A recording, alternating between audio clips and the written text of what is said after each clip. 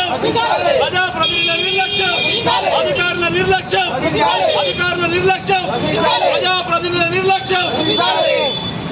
జై తెలుగుదేశం, జై తెలుగుదేశం. నిర్లక్ష్యం, ప్రభుత్వ అధికారుల నిర్లక్ష్యం, ప్రభుత్వ అధికారుల నిర్లక్ష్యం, ప్రభుత్వ అధికారుల నిర్లక్ష్యం, ప్రజాప్రతినిధుల నిర్లక్ష్యం, అధికారుల నిర్లక్ష్యం, ప్రజాప్రతినిధుల నిర్లక్ష్యం,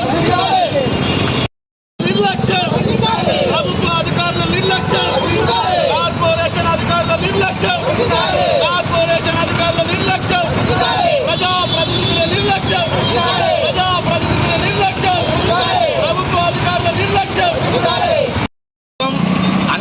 అండర్ బ్రిడ్జ్ ప్రాంతంలో గత సంవత్సర కాలంగా పైపు లీకేజీ కారణంగా రోడ్డుపై తాగునీరంతా ప్రవహిస్తున్నది.